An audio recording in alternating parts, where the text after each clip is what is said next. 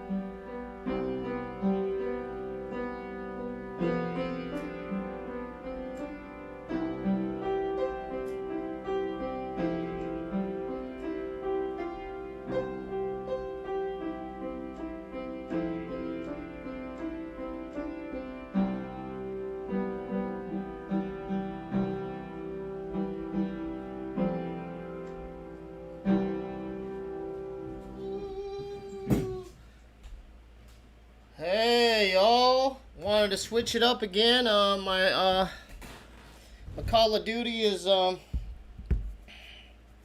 need to do an update. So thanks for being here. I wanted to do something similar but a little different. I wanted to first of all give y'all some announcements. I returned back to the same setup so Duke could be involved as well. Duke, so say hi to the stream. Okay, and I realize that this is a bad time to go streaming because it's NFL, it's football season, right, folks? I'm not that big of a football. I'm more of the soccer football fan, but it's fine. Shout out to the I grew up with the Minnesota Vikings and the San Diego Chargers, and then now the Raiders. I don't know if those teams exist anymore, but my Ethel Kane vlog is out now.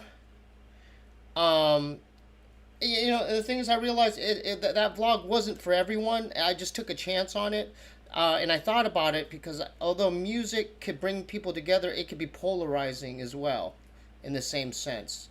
I'll give you an example. Like in a high school, like the Hessians, the heavy metal dudes, like that Iron Maiden shirt, polarizing. It's scary. Like they had their own section of the school. No one really messed with the heavy metal crew, and then that's polarizing, right? That could kind of like scare people off. But I'm still gonna stand by Ethel, even though it's not for everyone. She could write some good songs. So, there's a funny scene in that vlog too, where when we first walk in and I talk about that guy's curly hair, and I asked if I could put him in the vlog, and he like shuts me down. So at least watch the vlog for that scene. It's pretty funny. I have some good news, by the way. Let me get through these other announcements. I have some good news as far as guests on the Steebee Weebee show. So next week, I had to stick with the vlog kind of routine because my girl was visiting. She went back to Pennsylvania. We're gonna link up soon, as well. But like, I had to kind of rearrange my whole uploading schedule because my girl was here, so I wanted to spend time with her, opposed to like booking guests and and doing the Steebee Weebee show. But I do have a vlog next week. It's a combination vlog. We go to the car wash, I go to the post office, I go to Morigami Udon, as well as Stevie's P.O. Box. I combined them all into one vlog. So I edited that last night, and so no name, be patient, okay? You know what? You're almost like psychic. Yeah, okay, so definitely tune into that on Wednesday. But no name is practically a psychic. Yes, I got a hold of Harlan Williams, y'all. So Harlan Williams hit me back and he said, let's do it, bud. So Harlan Williams is coming next week. So we're gonna, yeah, I know, dude, no name, you're on some psychic energy here. I don't know how you knew that. Yeah, so not only Harlan Williams, look, I'm still gonna book Steffi Circus, but another person who hit me back up. I don't know if y'all heard of a guy named Cholo Fit. He might be from East Los, you know what I mean? He hit me back too, so we might be you know, getting back on the Steebee Weebee show soon. Yeah, so check out Cholo Fit as well. So those are the announcements. And I wanted to do something a little bit different as well. I don't know if I'm allowed to do this, but I've had this for a long time, and I wanted to do like an unboxing type. I would usually do a vlog of this, but since you know, I still haven't found my format. Like last week, I was playing. You know, 2 days ago, I was playing Warzone. So I think I wanted to. If y'all are up for it, if I could unbox this Tenga Puffy. All right. I had already kind of pre-opened it. I haven't looked inside. Yeah, I might need Mondo for this because this is. It says so. This is a Tenga Puffy. I think Game Changer gave me this during the Scissor Bro days. But yeah, this is. It says super soft feeling. But how soft could it really be, right? I mean, right? And so, I mean, if you look at the side here, it kind of looks more like a cleaning product, right? Like something you scrub the sink with, but it's actually a sex toy. So, should I, what's up, Ace? I'm about to open this Tenga Puffy, man. All right, so let's take a look inside. Let's go, Alejandro. Let's go. So, as you can see, yeah, let's take a look inside. Okay, we're gonna see it. Whoa, look what it came with. What is this? Ooh. This says whole lotion. I don't know if I like the title of that. Whole lotion. Wow. Think of it different. Can you just say lubricant? Holy moly. Guacamole. Okay. And then so... And then these are the directions. I don't know how to read Japanese, but yeah. I don't really like the way this is starting with the whole lotion. I'm old school. I just still use Vaseline. Hey, you heard me? Okay, so this is Duke. You know, it'd be crazy if Duke attacked this thing. I don't know if I want to go full screen yet because I wanted to do reaction videos, and so I'm not that proficient in OBS. I mean, I could try and go back, but if this is okay, I mean, I don't want to stay on this Tenga Puffy for. I wanted to do this. No, this is. Okay, so here we go. This is it. And the outside. What is going on? It sounds like a dragon breathing.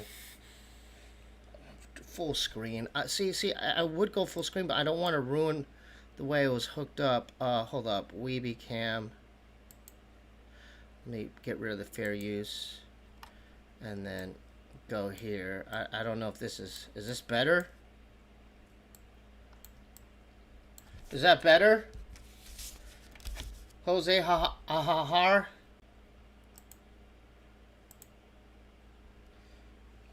Alright, that's better, right? So this is, I think, I don't know why, dude, I would have edited that part out, but I smell everything. It smells like baby powder, and so there you go. I don't know if this is better than the Pringles can, but this is, you know, I mean, the Pringles can is basically you have to construct yourself. This is something that's, look at that. Oh my gosh, it's like, do you see that alien? Dude. It made a hubba bubba bubble. That's insane. Why? I don't know if I would want to mess with this. I'm just being honest. This thing's crazy. Look, look. Boom, boom, boom. So I guess so this is where, you know, obviously you have your fun, and then there's this side too. I don't know. There's another, so it's like a double-headed dragon. Yeah, so we'll hold off on that for now. What's up, Quantum Queso Dip? Thank you for the stream. We'd love to see another Stardew update. Yeah, thank you. No. That's absolutely not true, No Name. I'm gonna actually put this back in the box. To be honest with you, the reason why I did this is I wanted to make a point. Is this thing's probably close to $100, and it, although it looks pretty high tech. I mean, imagine like the cleaning process of, you know, using something like this. So a better alternative. I mean, gosh, this thing feels weird. Another alternative for my dudes is go to Target and get yourself some of these gloves, okay? I mean, you do. Shout out to Alejandro. Thank you. Thanks for the $1, Alejandro. I did all that for you, bro. So yeah, get yourself one of these, and you know what? I'll do a tutorial. I'll make a vlog on this because I stand by this. All right, these. I mean, if there are any females in here, they're probably confused. Like, what are they? What are they talking? Are they in workshop class? Like, what are they talking about? See, I'm just trying to be obviously somewhat PC.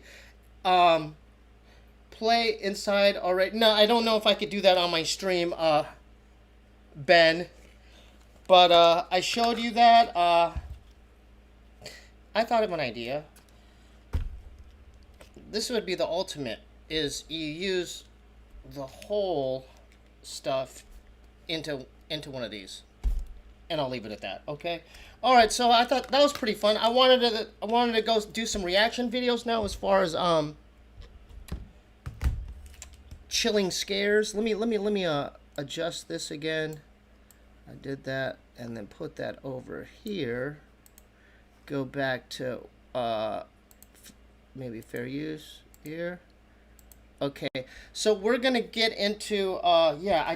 That's bothering me. This is still bothering me. It says whole lotion. I think they should have, you know, labeled it something different. You know, that's just, I don't know. How did I not learn this before? Start by cutting a large cabbage. Cut off the top.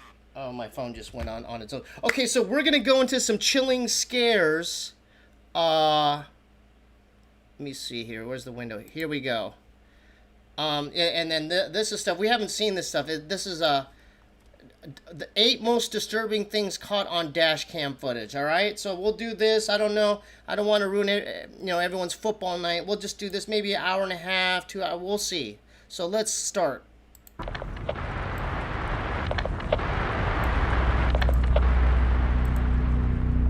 Okay. This first dashcam video was captured in Australia. 2 men in a Mercedes are driving down the highway when, through their rear dashcam, a car is seen quickly approaching. It then swerves around the 2 guys before getting in front of them and slamming on the brakes, clearly trying to run them off the road. But what first could be written off as road rage soon takes a more serious and disturbing turn. The 2 men notice the driver has an axe and is now waving it out his window and threatening them. Oh, he's got an axe, dude. Like, what? I'm just saying, if that was me and I saw someone holding an axe out the passenger window, I would pull off to the side of the road and let them pass, because I would not want to mess with that. So thanks for being here. What are you doing? Oh, keep distance, bro. That's crazy.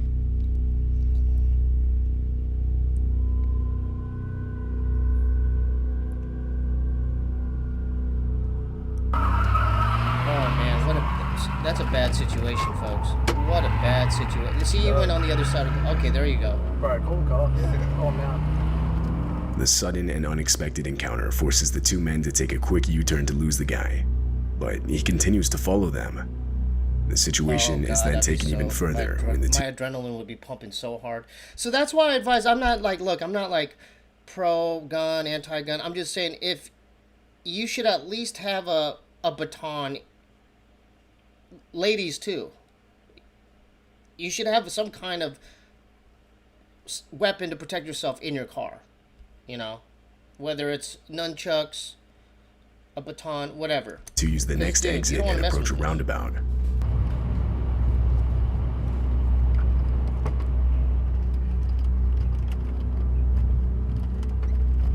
Whoa! Ooh! Keep driving! Holy! Man, cool cops. Yeah.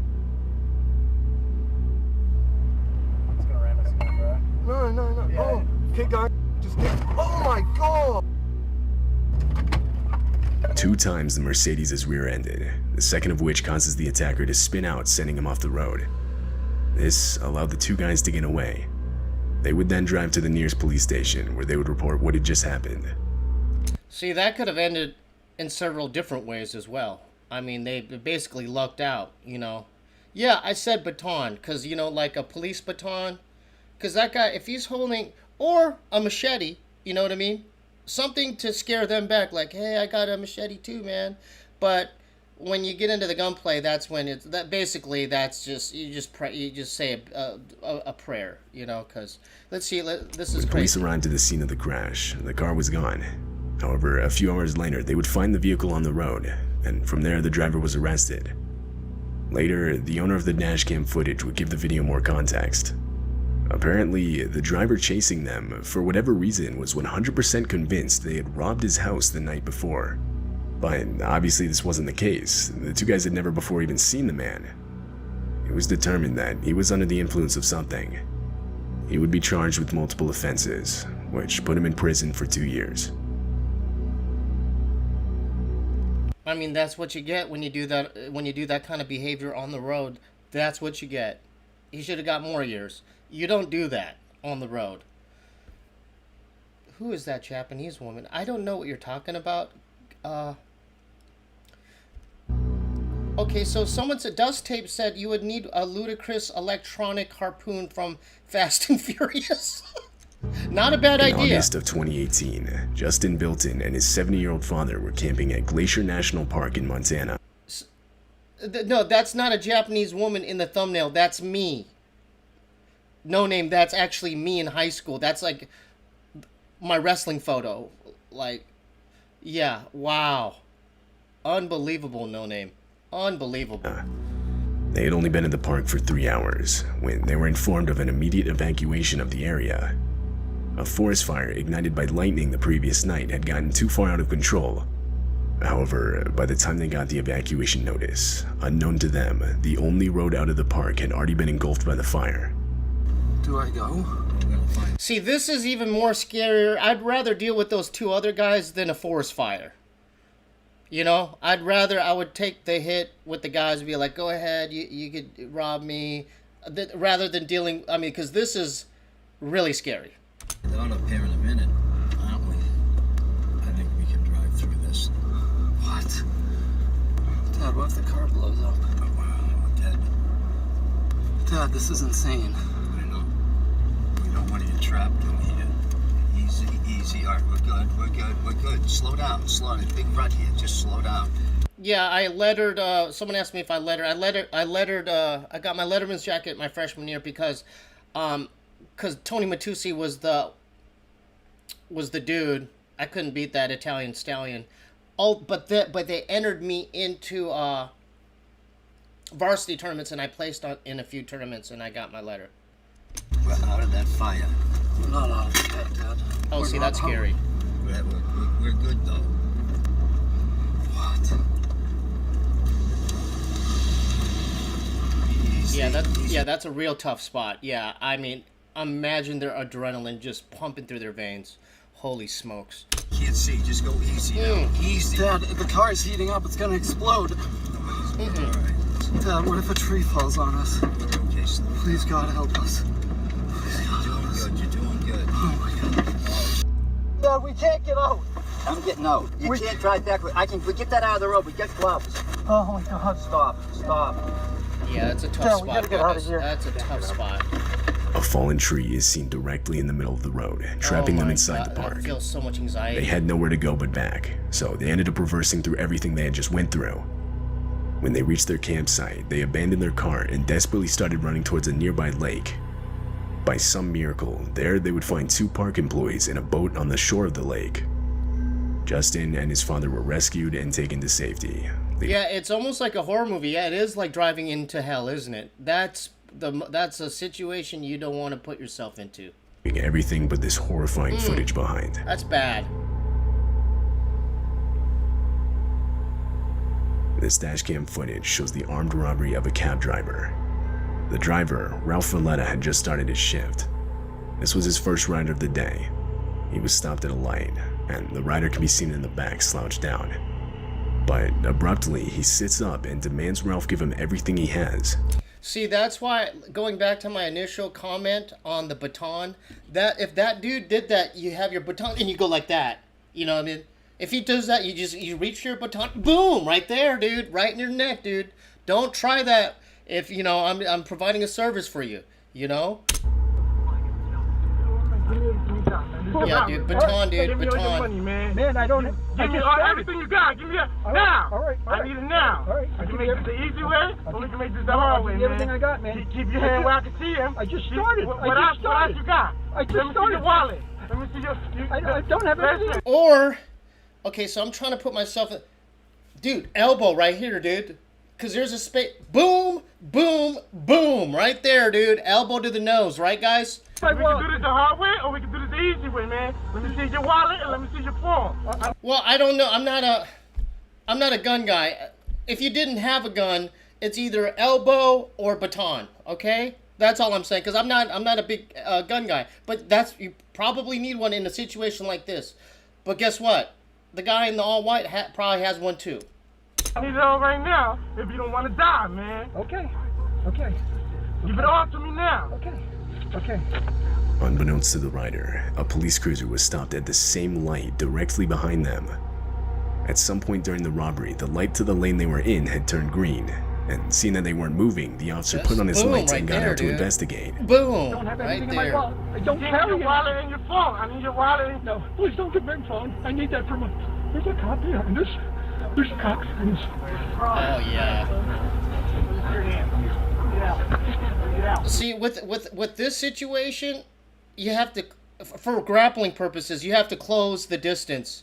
But but the plexiglass is. I mean, this is the driver's in a more of a disadvantaged position, because the guy in the back has all the power right now. Because we don't know what he has.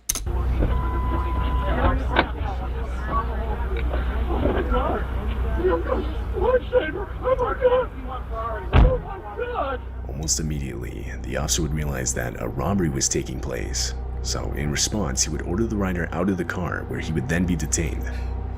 The rider. You know what?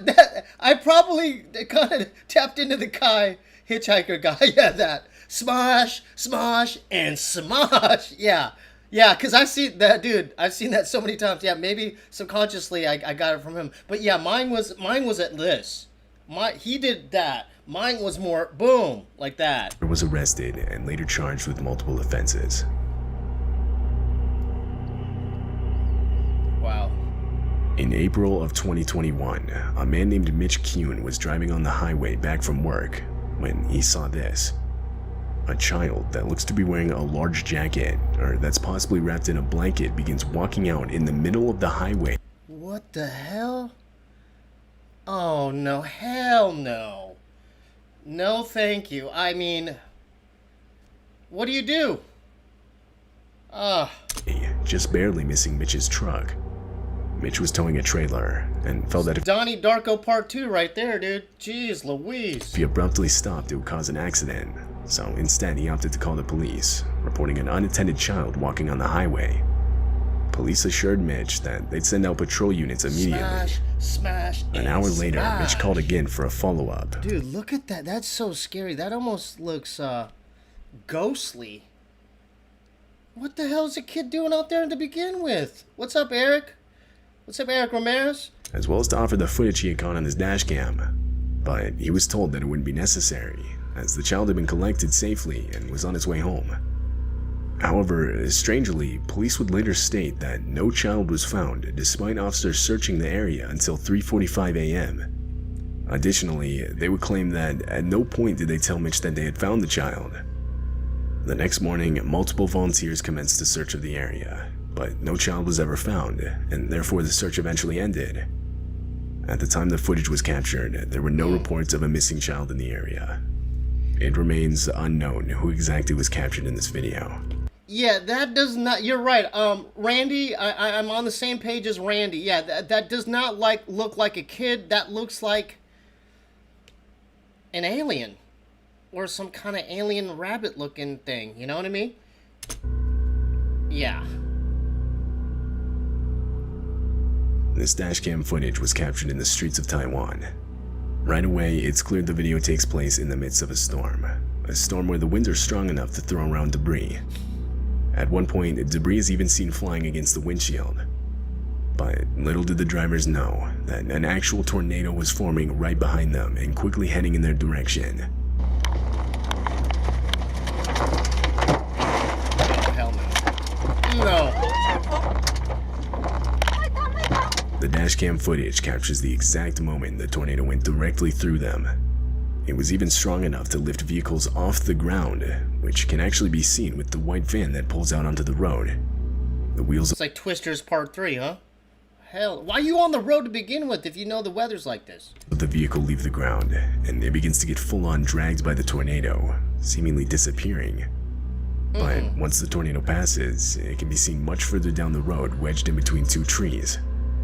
More concerning, however, is the person that gets thrown by the tornado on the right side of the road.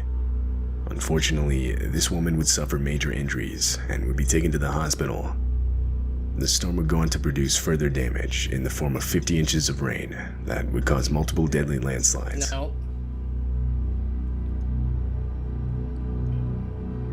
This video was taken in Russia.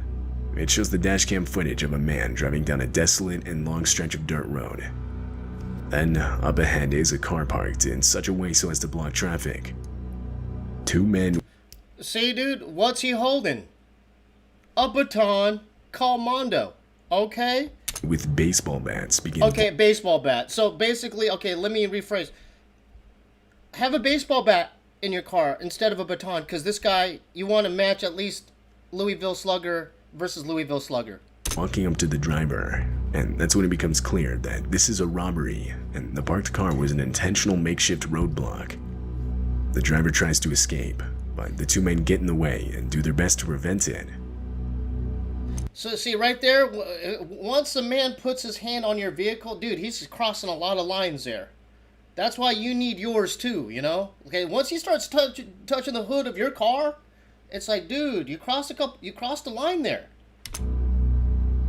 But okay, they both have sticks. Obviously the guy has a bat, the other guy had some kind of stick or bat.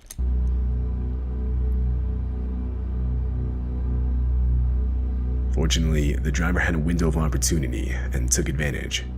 He slammed on the gas and was able to get away unscathed. He then drove around the roadblock and was free. It's unknown if the two men with baseball bats were ever caught. I mean, isn't that illegal? Like, don't you have the right, like, if two men approached you with baseball bats, don't you have a right to defend yourself and possibly, like, hit them with your vehicle? I don't know, you know? In late November of 2015, a large catastrophic bushfire broke out in South Australia. This dashcam footage was captured by one of the fire trucks responding to the incident. Right from the start of the video, enormous smoke clouds are shown, depicting just how large the fire had gotten. As the trucks continue forward, visibility gradually worsens. It gets so bad to where the fire trucks are forced to stop. Then, in the distance, the fire itself can be seen, spreading towards them unnervingly fast. Here it comes, the hit's coming. Nick's out here. That almost makes it possible. No, thank you. No, thank you for that. We're going to go in a burn over very, very quickly. Here it comes, here it comes, here it comes. Get out of there, dude. Oh, Lord. Burn over, Scotty, burn over. Burn over, Scotty. Oh, God. That's a bad day. That's a really, really bad day. Oh, Lord. Get out of there, A guys. miscommunication between the two trucks resulted in a collision. The truck in the front was attempting to back up out of the fire, while the truck with the dashcam was entering what's known as a burnover. A burnover is a fire truck protection protocol where the truck stays in place and the crew deploys Velcro blankets to protect themselves from the heat. Yeah, that's fine. The fire department has that. What about the other vehicles? They don't have burnover whatever foil. Water is sprayed outside of the vehicle to keep it from catching on fire, and in the inside, breathing masks are used by the crew. During this protocol, however, the crew from the truck in the front can be heard desperately explaining how they didn't have water for a burnover, or rather their truck's sprinkler system wasn't working properly.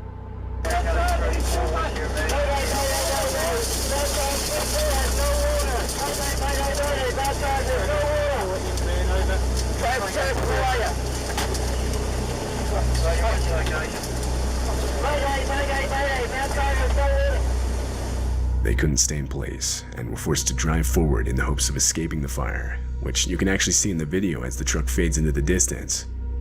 Fortunately, this move would end up saving their lives.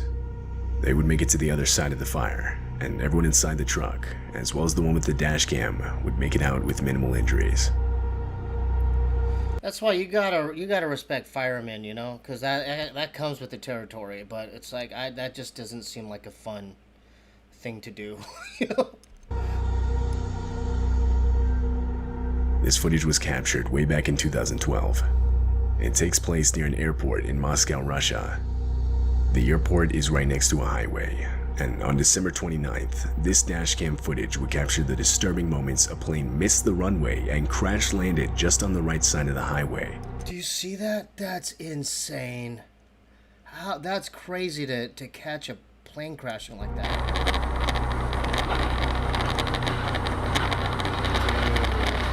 Oh, dude, it hit the car. Did you see that? A part of the plane hit that car. Did you see that? That was insane.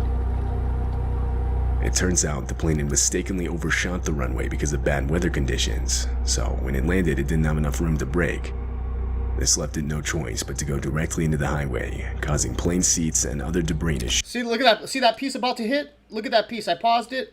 Shoot towards kaboom! Hit the side of the car. Passing vehicles, all of which can be clearly seen in the footage. Big ass boulder. At the time of the crash, the plane was only carrying crew members. No passengers were on board. But unfortunately, 5 of the 8 total crew members would lose their lives. That's crazy they caught that. The driver of the vehicle with the dash cam would make it out unharmed. Alright, so I think we found a new kind of... This is kind of just as fun as the police videos, right? Let's keep going. Chilling scares. Let's go back to let's go to popular. Maybe this this one Clearly shows as multiple people. Let's go back. Yeah, Chilling Scares is yeah, this is from Chilling Scares, the YouTube channel. In this first video, the dashcam footage from a truck caught the exact moment an ambush took place. Oh, shout out to Heidi. Where can I find... I can't find my keys. Thanks for asking. I just threw that in the vlog. That's where you could find it. I mean, that's a song I just forgot that I made, and I don't know why I put it in that Ethel Cain vlog, but, I mean, I could possibly put it on my Bandcamp, but yeah, that's why I put the whole entire song in the vlog, because I'm like, well, it's just sitting here. I should just, you know, because I use so many of the same Little Ray instrumentals, but yeah. But thanks for asking. So yeah, I'll keep that in mind as far as putting that into a future EP or something. The video clearly shows as multiple people alongside the highway use an improvised roadblock made of tree branches to force drivers to stop. The people responsible were multiple illegal immigrants angered by a recent demolition of a makeshift camp they had set up. That's a scary situation as well. Like, what do you do there? I mean, wow. You would need a baton or a bat. That's all I'm saying. As soon as the truck stopped, they would climb the guardrail and throw multiple sticks, rocks, and even lumps of concrete at the driver. Luckily, the driver would make it past the roadblock, though he would claim that in the moment he feared for his life, and unfortunately he would receive multiple wounds from items thrown through the windshield that would ultimately require him to seek medical attention. I'd be so upset.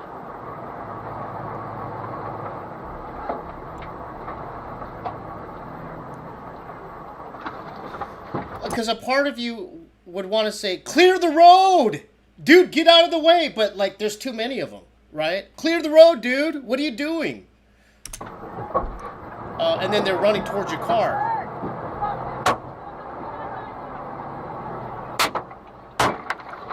Yeah, dude, that's just unnecessary. They're throwing rocks and stuff at the car. I don't know where this is.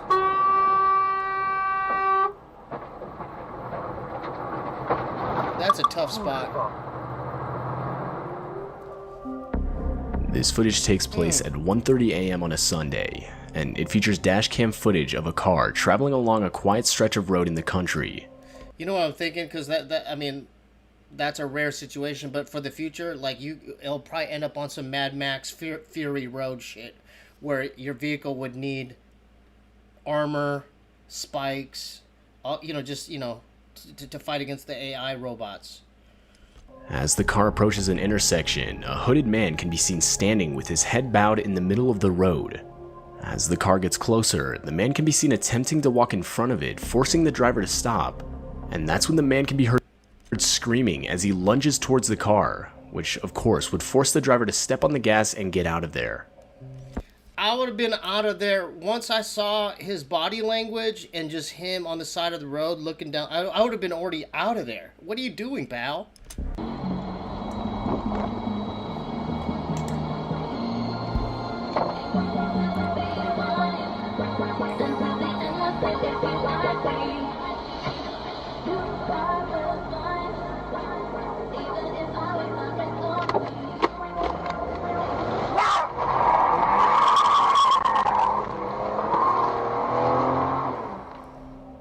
The driver claims that after the encounter, he would frantically try to call and warn his wife, who was traveling on the same road about a minute behind him.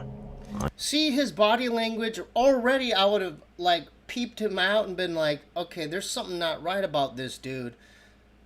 There's something about putting the hoodie on, like just having the hoodie on, and then look. I would have been boom out of there. Unfortunately, he wasn't quick enough, which would cause his wife to experience the exact same encounter. To this day, the couple claims they were unsure of whether the man was trying to rob them, take their cars, or hurt them in some way or another. Oh god, that's scary. This next footage takes place on a dark and isolated road. Yeah, I agree. Whoever said horrible posture, yeah, I totally agree. Like, if I saw a dude on the side of the road with that kind of body posture, I'd been like, I'm out of here. Starts out with nothing out of the ordinary, when, just as the car rounds a bend, an out-of-place figure wearing a suit with a briefcase and an umbrella comes into frame. And directly after, another identical man can be seen. The men would retreat into the long grass. Alright, so there you go, they take the cake. That's even more scarier than the other guy. Because now you're on some Amish or some weird kind of Men in Black, just scary situation. Or a cult. Suddenly it's clear there are multiple men looking identical to each other. Yeah. They seem to have been startled by the vehicle, as if they had been caught. When suddenly, further down the road, yet another figure can be seen, this one holding a flare. No. It's still unclear what happened next, or what the driver Yeah, that's like Children of the Corn, the adult version. No, thank you. I don't want to deal with the Malachis, okay? And Isaacs. Forget about that. truly witnessed that night. Though, many believe the driver had drove right in the middle of a cult, taking part in a ritual of some sort. Yeah, that's definitely a cult.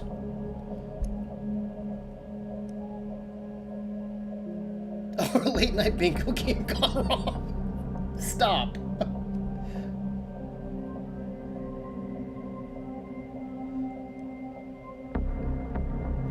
I didn't mean the Amish thing as derogatory, but because some of their attire, I think it's more like, if you've seen Children of the Corn, but like adult versions of the kids in that town, because they all kind of dress old school, but they're all wearing all black.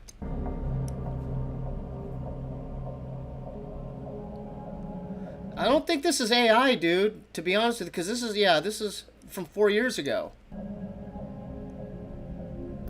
In this video, you can see the dashcam footage of a parked vehicle in the middle of an October day in 2014. From the audio, it's clear someone is inside the car, as you can hear the window roll down, followed by the driver saying how creepy something is.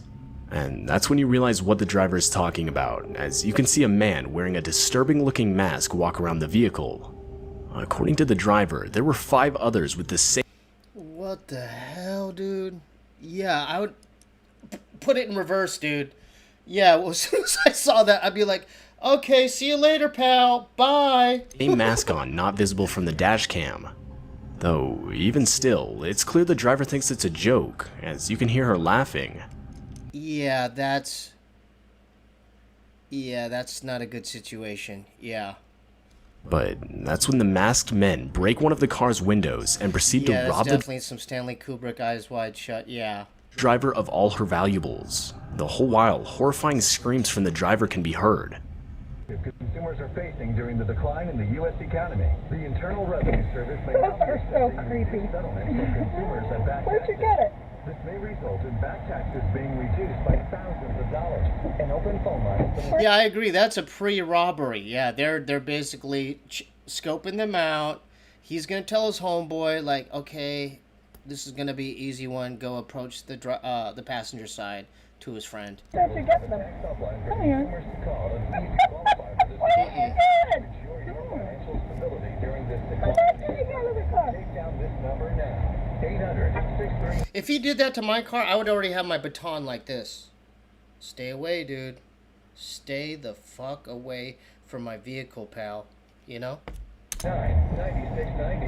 That's 800-639-9690. If you owe back taxes to the IRS, there's no need to pay anymore. The IRS will be accepting reduced settlements.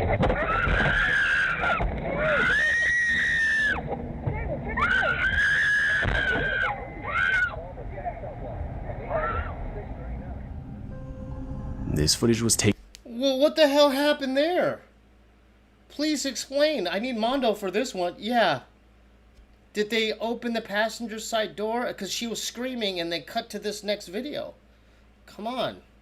Taken in the middle of the night in a desolate field located in Saudi Arabia. Almost right away, you can see as the driver is slowly approaching a white figure that looks to be holding a cane off in the distance. As the footage progresses, the white figure starts limping towards the vehicle, and after a few seconds, the driver can be heard panicking. After a while longer, Oh, the hell figure no. continues. Dude, this is so scary, dude. Like, this is definitely give me some, like, witchcraft. I mean, and then that person's hunched over. To move towards the driver. And now obviously Me too. terrified, I the wanna driver hear can be heard conclusions yelling too. commands at the figure that can basically be translated to back up and get away from my car. Near the end of the video, the figure can be heard making a shrieking noise directed at the driver. The video itself is no doubt disturbing, and it's still unclear what the driver had actually caught on video that night. Oh, please. This is horrific. Please, get out of there. Please get out of there. Please.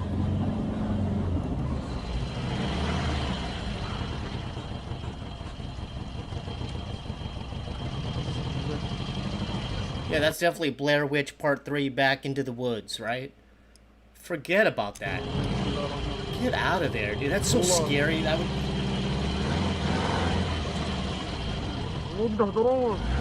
See, dude, this is another situation. If I saw that person, I would, right there, I would hold the baton up, like, back up, dude, get out of the road. Get out of the road. I'm warning you. Mm-mm.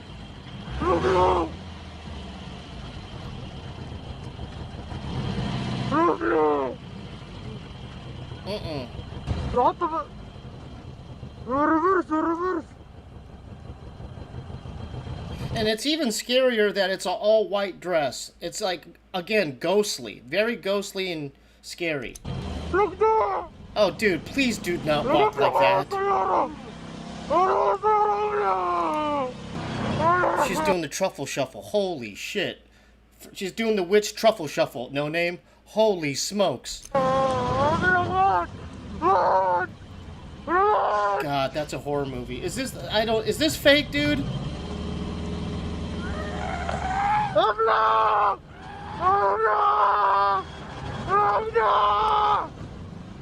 You know what, dude? That might be a double leg takedown after that noise, and they're approaching my vehicle. I might have to put on the wrestling shoes and just go straight for, you know, a double leg. Holy smokes. This footage comes from a police cruiser's dash cam. And in the footage, you can see as 3 officers are attempting to assist the owners of a car that had broken Jay, down. was that one fake? You know what? That one, you're right. That seemed like too orchestrated, right? As far as, okay, I want you to wear a white dress, come out from the cornfield and have a cane and look like a witch in all white, right? Down on the side of the road. Though, as the footage progresses, the officers look behind them as if to react to a noise. And that's when all of them desperately try to get out of the way of a car coming straight towards them at an extremely high speed.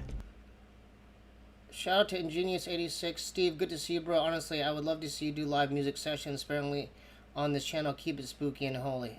Hey, good looking out. Yeah, I have my sampler in there. I'll possibly maybe for a future stream break it out.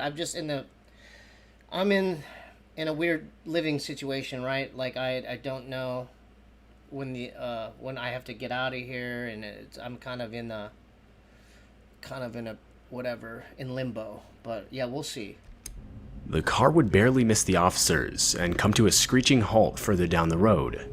The driver of the vehicle was discovered to be intoxicated 26-year-old Cedric Keith Henson Jr.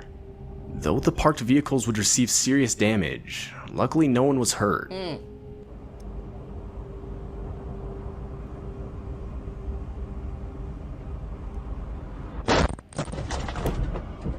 Yeah, thank God their reflexes were fast. Again, so if you like witches, go see the movie Weapons, because there's a witch in there as well. Go watch that movie.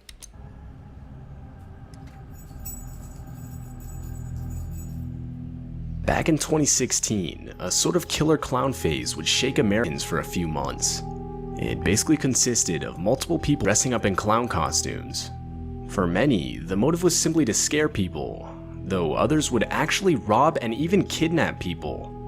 And during that time, in 2016, a family would drive home in South Yorkshire late at night when their dashcam would capture a clown step out in front of their vehicle. The clown would proceed to just stand there and wave, until after a few seconds, the clown would sprint towards the vehicle.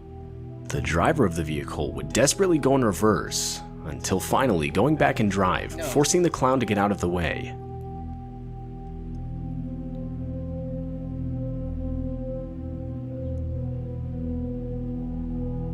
Dude, like, why would you want to fucking deal with, like, how and why do you deal with a situation like this? Yeah, definitely purge, right? See right there, when he's waving at me like that, that's when you would hope that you had the Bruce Willis Pulp Fiction samurai sword. And like, okay, yeah, hey, hello. You want to deal with this katana? What's up? And then once he starts doing that, you got to break out the double batons. Yeah, forget about... Yeah, he crossed a couple lines there. Is it really staged? I want to... I can't tell.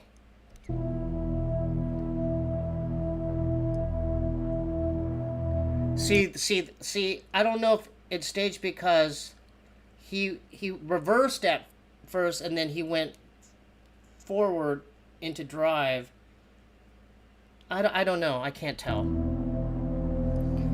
This video shows the dashcam footage of a police cruiser located... Adano says he would have waved back. Really, dude? In that situation, more props to you, I guess. I don't know. That's... in Texas.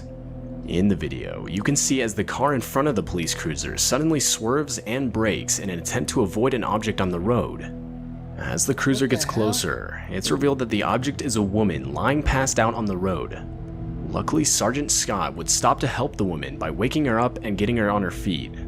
The woman was overall suspected of having been intoxicated when she ran her car into a nearby ditch and walked back up the road just to pass out moments later. What? I mean, how faded do you have to be literally lying on the road like that? That's... Woo, she must have finished a couple bottles that night. What's terrifying is just how many times she had been almost ran over prior to Sergeant Scott stopping to help her.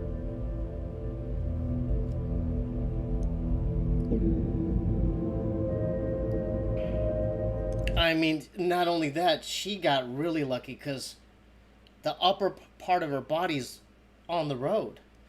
So she got really lucky.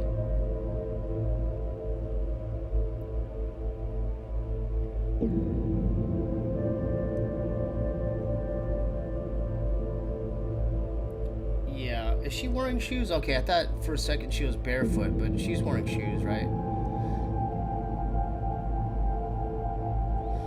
Yeah, that's definitely a street nap, huh? Yeah. I wonder how long she was lying down there for. That's crazy.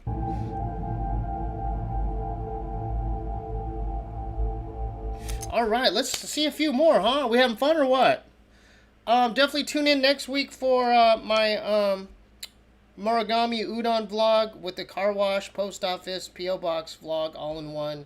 And yeah, like I said before, Harlan Williams did I gave him a date to come do the Steebee Weebee show, so look out for Harlan Williams first time on the Steebee Weebee show. Let's keep watching this. Chilling scares. Let's do popular.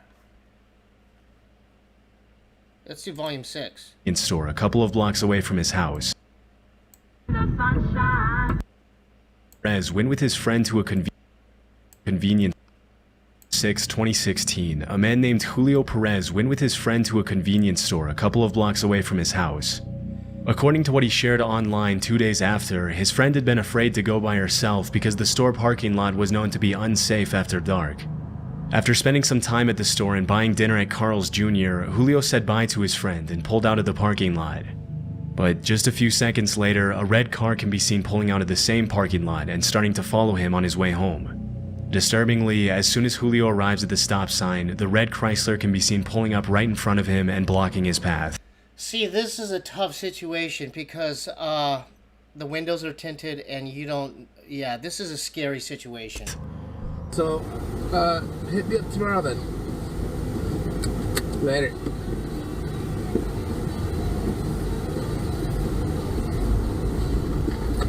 Please. Don't play that shit.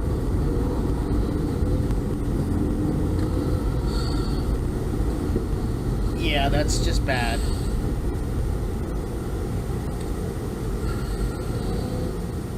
You know what I'm thinking? I'm trying to put myself in that driver's position. I would be thinking gas station. Oh wait, number one, police station, then gas station, or somewhere where it's populated, right? Yeah.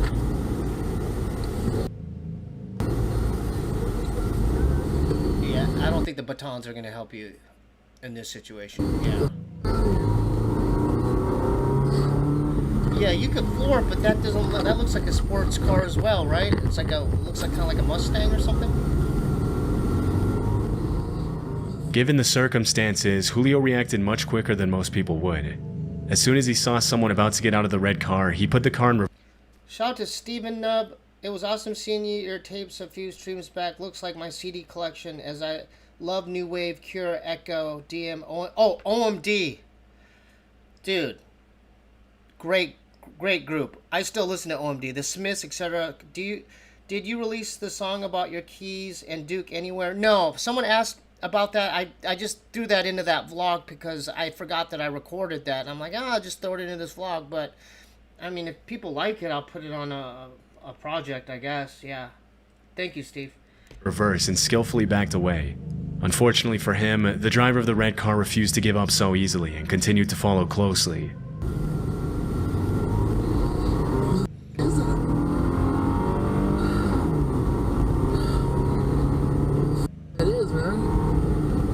Wait for me.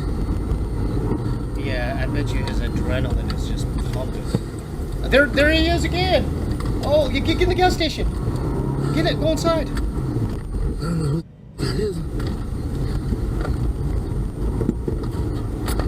See, dude, I think he fucked up. He should have at least parked in, like, in the gas station. What's up, Adano? Thank you, Adano659. I would have kicked it at the gas station, got out, and went inside and talked to the clerk. Thank you, Steve-O.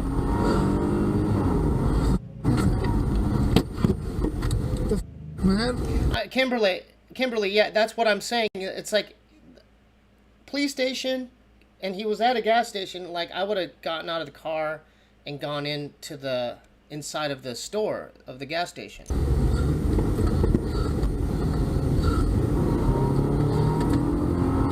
what you doing, dude? At one point during the chase, the attackers throw an unidentified object at Julio's car in an effort to get him to stop. This is when he decides to call 911 for help. He should have done that 10 minutes ago. I don't know why he didn't call right away. 911. Wait, so someone said, Lyman Pinto said this is in Albuquerque, New Mexico. How did you know? Did they mention that at the beginning?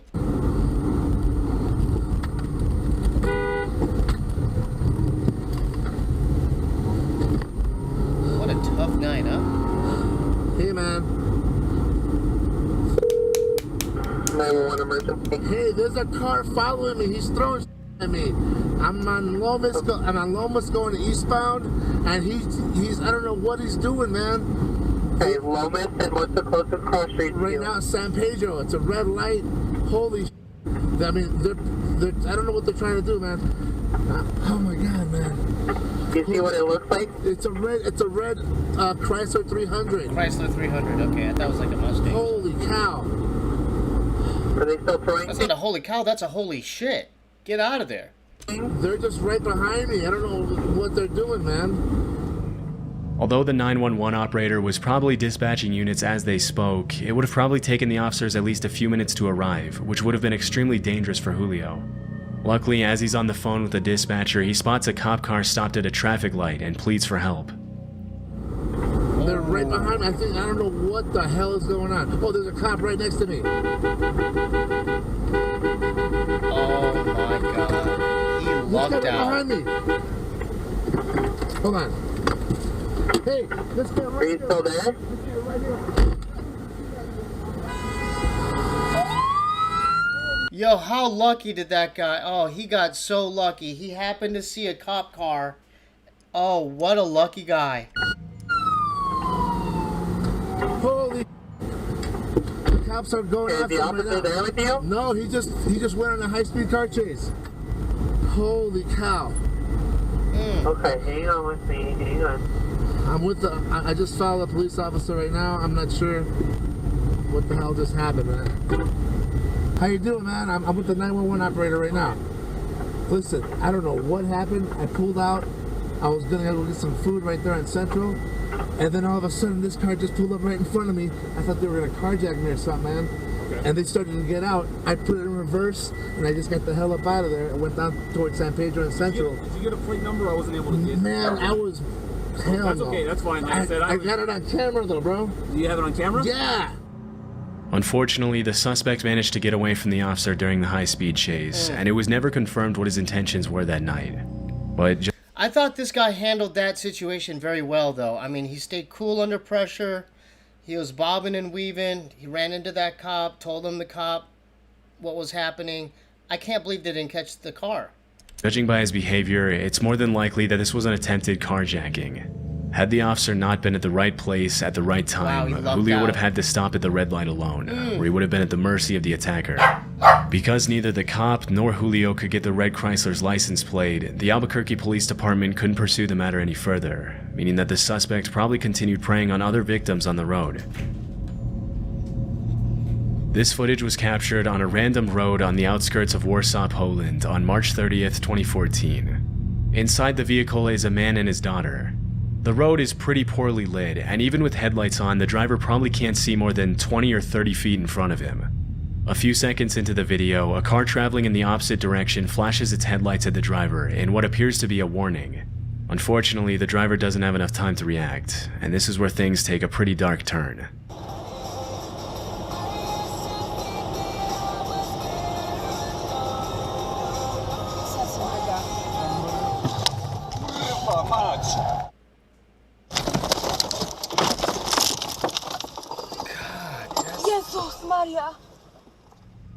That's After horrible. swerving to avoid the man standing in the middle of the road, the driver attempts to correct the vehicle's path.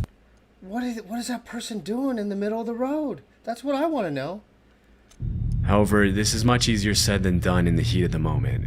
Unable to control the car, the father and daughter fly off the road and come to a rest in a ditch. Although it appears that the man had his back turned to the car God, what's he doing out there? at the moment of the incident, there's still no reason to be standing in the middle of a pitch-black road while there are cars passing by. Thank you. Given the man's irrational behavior, it's possible that he was either under the influence of something or attempting to take his own life. But because the man immediately fled the scene, his true intentions that night are anyone's guess. According to the driver, he and his daughter both sustained minor injuries, and the police were never able to find the mysterious man. Kudos to the driver. Like, he reacted pretty fast. That could have been way worse. In 2018, Lauren and Brian Swenson were in the process of opening a CrossFit gym in Nairobi, Kenya with 2 local trainers. One day, the Utah couple were on their way to do some filming with their trainers to promote their gym when they suddenly came across a traffic jam on the main road. Soon after taking a detour on a dirt road, the Swensons and the trainers passed 2 officers on foot with weapons who gestured for the couple to give them a ride. For reasons they didn't disclose, they chose not to pick up the officers and continued driving until they came across a white public transport vehicle stopped in the middle of the road.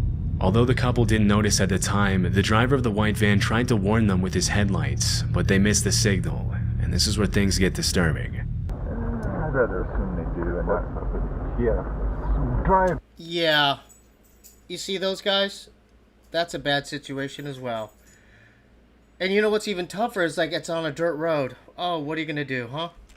Drive. Yeah, reverse. Yeah. Yep, Yo, that dude's got a sword or a machete. Look at this guy. Yo, this guy, look at him. He's waving his sword. Oh, Lord. Still there? Dude, what a tough Just as they pass the situation. van, 3 men armed with machetes appear from behind the vehicle and charge at the Swensons' car. Reacting quickly to the situation, the driver immediately shifts the vehicle into reverse to gain some distance. Yeah, so at least 2 of them have machetes. I got a machete too under my bed, okay? The men get closer, one of the trainers instructs Brian to drive forward, and as he does, one of the attackers tries I mean, look at that guy. There's a Pirates of the Caribbean out here. to reach through the window with his machete. In a Facebook post she shared after the incident, Lauren mentioned that when they first saw the bandits, Brian's window was only partially up, and that he sped back in reverse to buy some time to roll it up. When the bandits attacked the car, the window was cracked a couple of inches, but luckily it wasn't enough for the machete to fit through. How do you prepare for a situation like that? three men with machetes on a dirt road. How do you, like, that's crazy. As Brian speeds away on the dirt road, one of the trainers mentions that he could see cops arriving at the scene.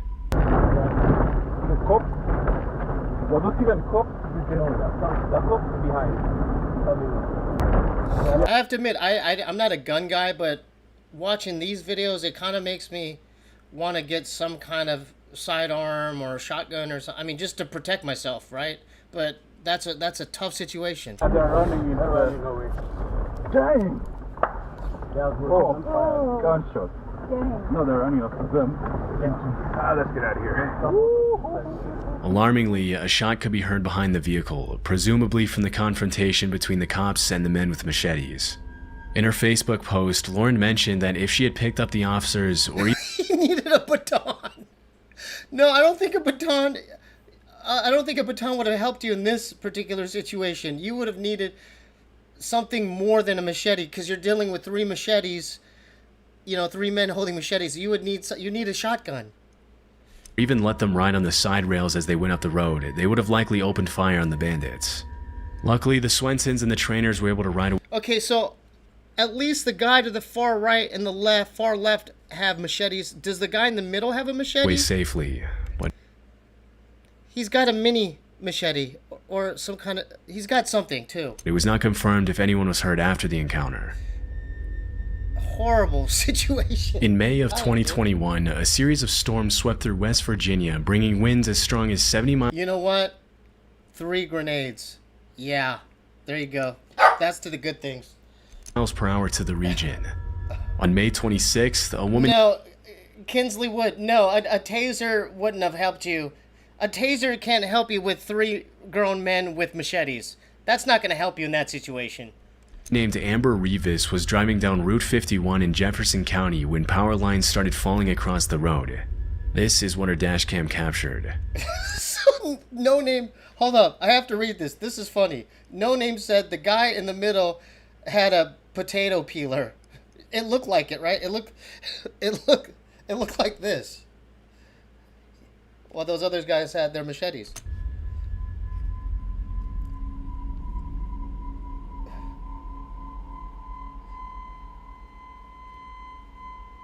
Oh, it's tough.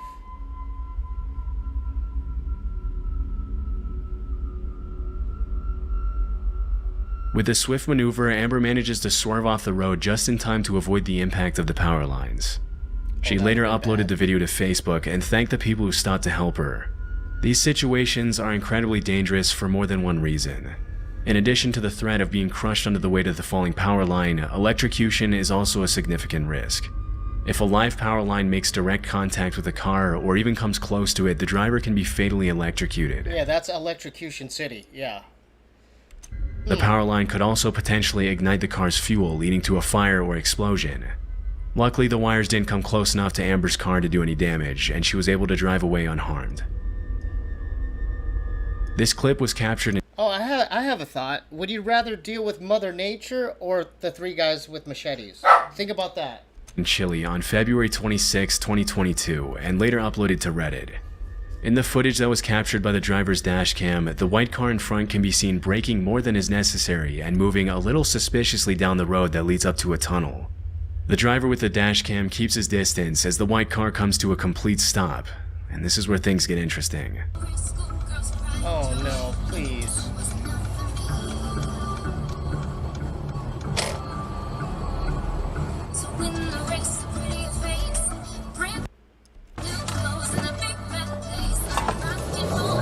Okay, so they reacted fast. Do you see what happened there? Oh, Lord.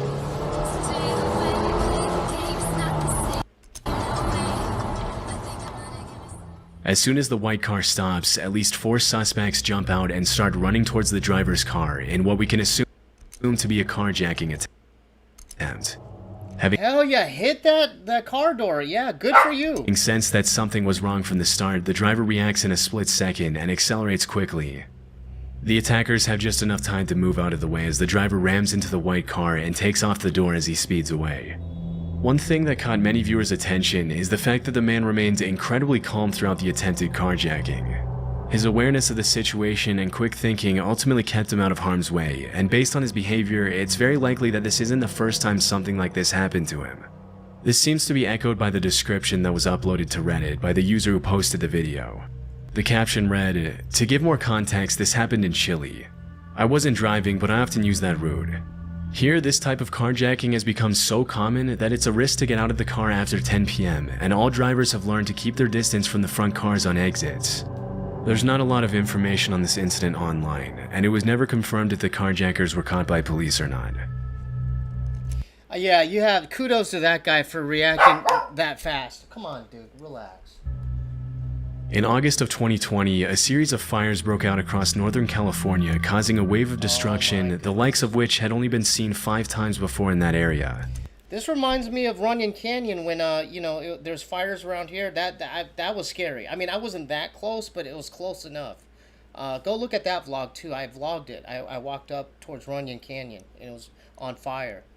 In what came to be known as the infamous LNU Lightning Complex, multiple fires merged together, burning a total of 363,220 acres, destroying 1,000... Shout out to EdQuinn8. Woof woof. Good looking out, EdQuinn. 1,491 structures and heavily damaging another 32. Caused by a combination of thousands of lightning strikes, a record-breaking heat wave, and strong winds blowing across the state, the LNU Lightning Complex soon grew to be the 6th largest fire complex in California history. One of the largest fires, known as the Hennessy Blaze, originated in Napa County and eventually merged with 7 other fires to burn over 300,000 acres of wildland. On August 18th, just a day after the Hennessy fire started, a man named Tyler Day captured dashcam footage of the walls of flames as he drove through the blaze on Highway 128 and Steel Canyon Road in Napa. This is what he saw. What's up, Daniel Reyes? I notice you. I see you, Daniel Reyes.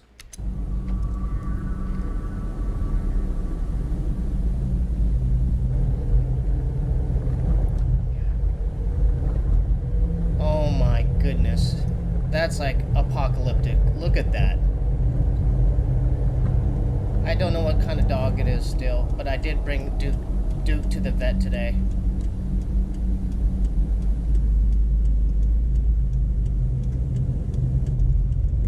Love you, Daniel. Thanks for being here, Daniel.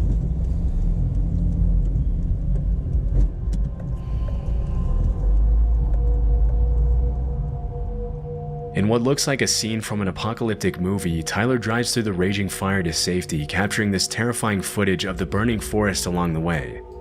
From the threat of falling trees to melted roadways and blocked paths, driving through a raging fire is obviously extremely dangerous.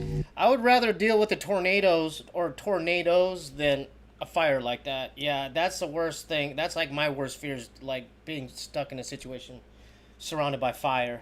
Luckily, Tyler was able to make it out alive. I love you, Daniel. Sadly, the same can't be said for others, as the fire complex claimed the lives of 6 people and injured another 5 as the flames engulfed entire communities in California. At the time of the recording, the Hennessy fire was 0% contained, and it wasn't until October 2nd of that year that the California Department of Forestry and Fire Protection announced that the entire complex had been extinguished. Yeah, I'd rather just take me away, tornado. I would just like literally just give up. Yeah, but the fire, I wouldn't want to deal with the fire. On the evening of Sunday, April 14th, 2019, a power line came down at the intersection of Route 70 and Colonial Drive in Manchester County, New Jersey, in the middle of a thunderstorm. The wire ended up falling and getting stuck on a traffic light, and in the early morning hours of Monday, April 15th, an employee with Jersey Central Power and Light went to untangle the wires. Sergeant Hemhauser from the Manchester Township Police Department was parked at the intersection, thanks to which the incident was captured on the dashcam of his patrol car.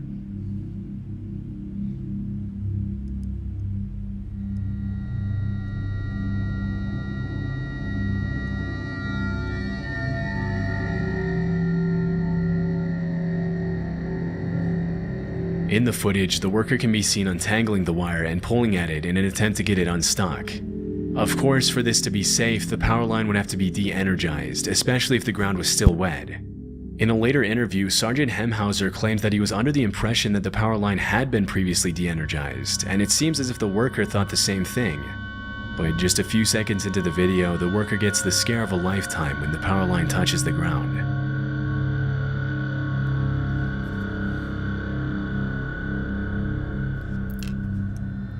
Oh, I don't know yet. I got blood work done and a couple other things. I mean, yeah. So someone asked about Duke. Yeah, I got the cortisol. I mean, it wasn't cheap. Yeah.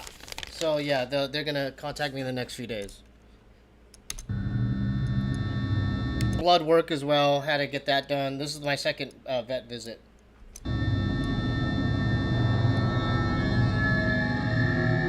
As soon as the wire makes contact with the wet road, it bursts into flames. The worker can be seen immediately dropping the wire and leaping back in surprise, obviously not expecting the power line to be live.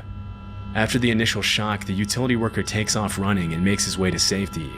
According to Sergeant Duke is anywhere between like 1 to 3 years old. In Hemhauser, the flames were so hot that they burned holes in the asphalt on the street. After the incident was reported, Jersey Central Power and Light immediately launched an investigation to determine why the power line was even live in the first place if a utility worker had been given the green light to fix it. Although the exact cause of the incident was never publicly revealed, no further incidents have been reported in the area. I would ask for a raise after that happened to me. I'd be like, hey man, I'm putting myself out here. Can you give me a raise? I almost got electrocuted.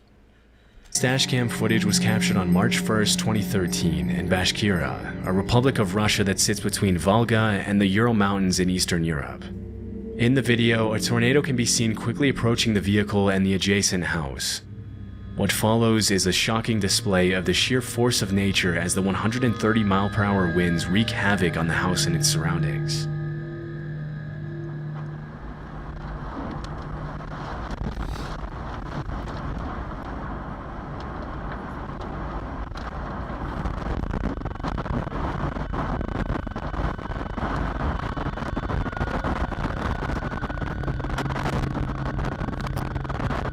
See, even watching this, I'd rather deal with this than the forest fires. Maybe not.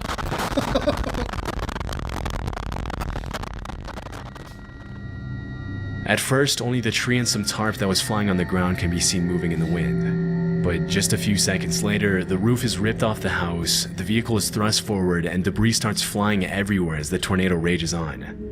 When the video was originally uploaded to Reddit in 2014, the user who posted it didn't include any context surrounding the incident. We can only hope that there was no one in the house when the tornado struck, but we'll likely never know if that was the case. Someone asked about San Clemente. I would like to go down there and do a vlog. Yeah, I think that's where, I think Ryan Sheckler is from San Clemente, if I'm not mistaken.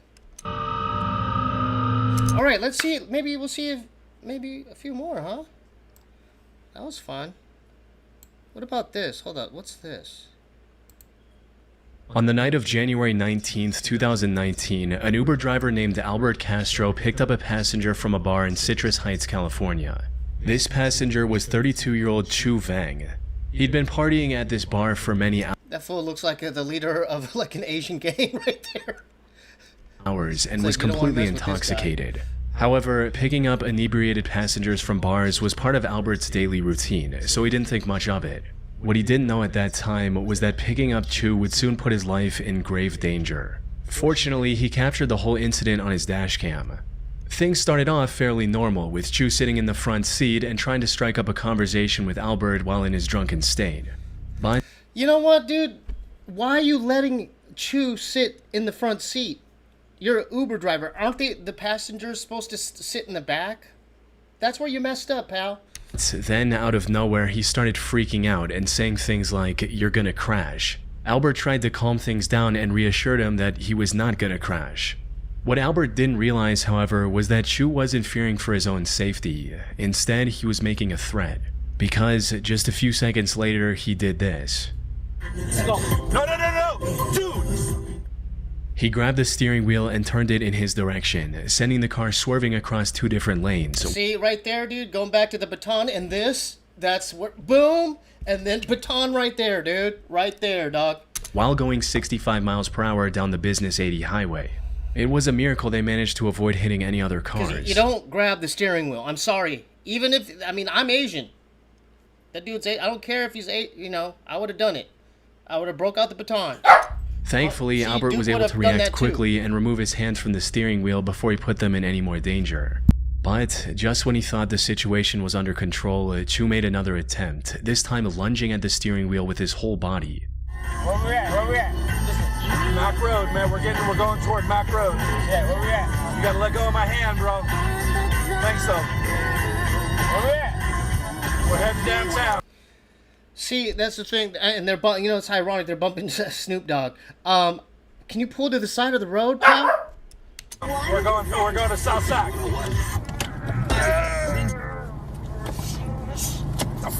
Man!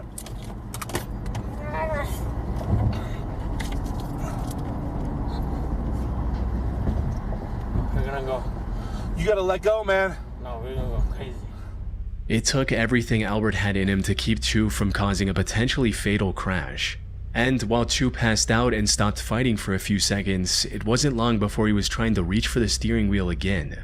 Yeah, Chu needs to chill on that soju. You know what I mean? He's my Asian brother is way too faded. Oh Lord.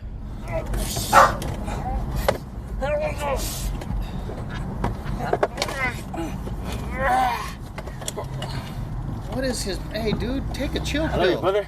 I love you, brother. We're not gonna die, man, but you gotta let go. No, I love you, brother. I love you, brother. You gotta let go, man. I love you, brother. Fortunately, by this point they were already stopped, albeit in the middle of the road. But what made this situation even more disturbing was Chu's complete lack of awareness and concern for what he just did. He's even heard saying the words, "We're going to die," like it's nothing. After catching his breath for a short while, Albert finally managed to call the police and explain his situation. I'm sorry, Chu. I mean, even if I was the Uber driver, elbows to the face, dog. Don't touch the steering wheel. Ma'am, I'm in the middle of the freeway. I have a drunk Uber passenger grabbing my steering wheel. No. We're just south of 99 and 50. Chu was arrested and later charged with DUI for trying to take control of a moving vehicle while under the influence. Now, I wasn't able to find any... What's that symbol? Do you see his orange jacket? What is that? That looks like the, in Karate Kid, the Daniel LaRusso, the Miyagi symbol. I don't know. It looks kind of... reports on the conviction he received, as it's a pretty niche case without much of any news coverage. But given the video evidence clearly showing him committing the crime, there's a good chance he was hit with a felony and will never be allowed to drive again.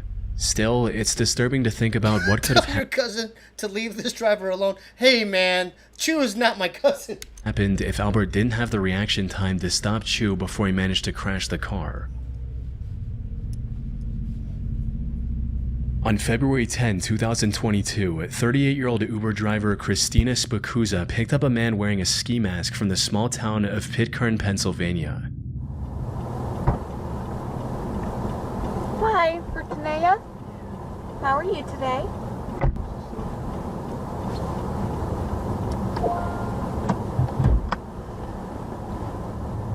No, as an Uber driver, do you have the right to ask him to take off the ski mask? Or am I the only one thinking these things? The weather was quite cold, so she didn't find the mask suspicious. Okay, there you go. It's cold. But the complete disregard for her questions, or at the very most, a murmured response, was unusual. Though someone said she picked up Chu. That'd be crazy if Chu was in another video like this. She continued as usual and began driving to the about? requested location, not knowing that things would turn bad very quickly. As they were about to reach the destination, the passenger made an odd move and shifted into the middle back seat. To Christina, it seemed like he was just trying to get a better view of the surroundings so he could point off the drop-off location. And sure enough, that's exactly what he did. Where you right is? Right here, up there. He told her to stop in a secluded wooded area just before Monroeville, Pennsylvania. But just as she tried to pull over, he did something Christina could have never expected. I'm sorry? Keep driving. You've got to be joking. Keep driving. What are you doing? This is a gun. Keep driving. No, it's not. Stop. I can't show the visuals on YouTube, but the back passenger presses a gun to her head, grabbing her ponytail with his other hand, and instructs her to keep driving. Christina tried to stay calm and reason with the passenger. Unfortunately, he had no intention of showing any mercy. Come on, man. I got a family. What are you doing? I got a family too. Now drive. What are you doing? Drive. Please stop. Yeah, I mean, the only thing I notice is you don't question if it's a real gun. You just I would definitely take his word that it's a real gun. Car, miss. Why are you doing this? Don't make this so noticeable. Just drive. Why are you doing this? Just drive the car. A few seconds later, he grabbed her phone so she couldn't call for help. He also noticed and disabled the dashcam that had captured everything to this point.